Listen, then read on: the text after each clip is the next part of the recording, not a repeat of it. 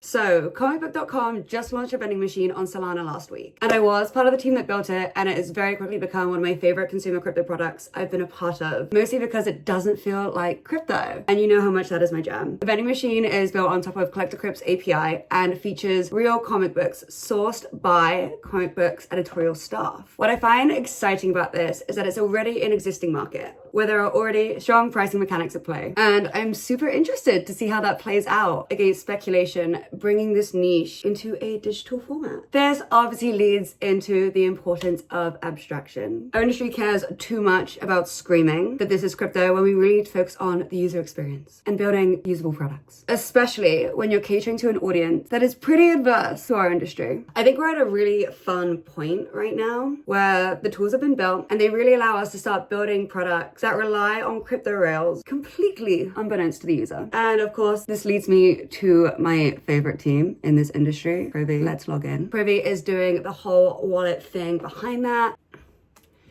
So the gacha machine itself, you've got three tiers: $25, $50, and $250. So the higher you go, the better your odds are at the chase pieces. And the chase pieces here are real. It isn't JPEG gambling. The team's been sourcing actual CGC graded books out of local comic stores across the country, and the machine gets restocked every couple of weeks. So it's less a static drop and more an inventory that gets continuously sourced. Okay, and there is the pull. And now this is the part that I want to spend a second on, because you've got two buttons here. You can either keep it, which means you can get the physical graded copy sent to your house, or you can sell it back to the house at 85% on starter and standard and 90% on legendary. And the sell back is the part that doesn't exist anywhere else in the comic world. If you pull a book in real life, your liquidity options are list on eBay and wait, co-sign it and wait longer, walk into a shop, take a haircut. Here it's one click and you're out against a price that's already anchored by CGC grading and a very real secondary market.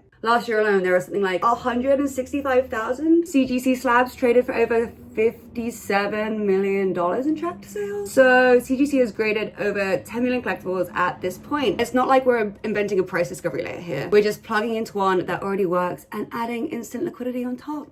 The timing on this is genuinely perfect. Trading cards have been on a tear all year. Walmart Marketplace did 200% jump in card sales between February of last year and June, with Pokemon specifically up over 10x year on year. eBay's done 10 straight quarters of growth. StockX has Pokemon at 367% year on year in the mid-year report. What else have we got going on? Yeah, Pokemon themselves produced 10.2 billion cards in the last fiscal year, which is a lot of freaking cards. So the global market is sitting around 17.5 billion, but the digital collectible tier for comics basically doesn't exist yet. So here we are.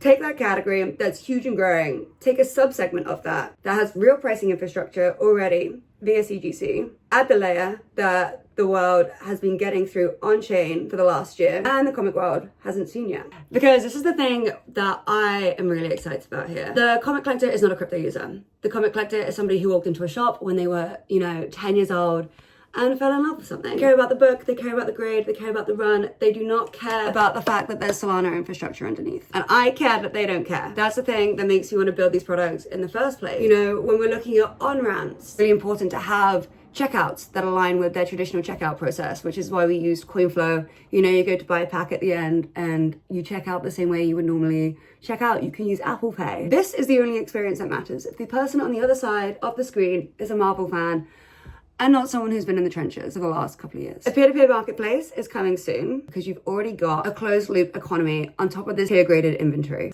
So if you want to have fun trading comic books, head to vending.comicbook.com. A huge thank you to the comic book team and Savage Ventures team. It was so much fun to build this with you guys, and best of luck. Welcome to the Winternet, I guess.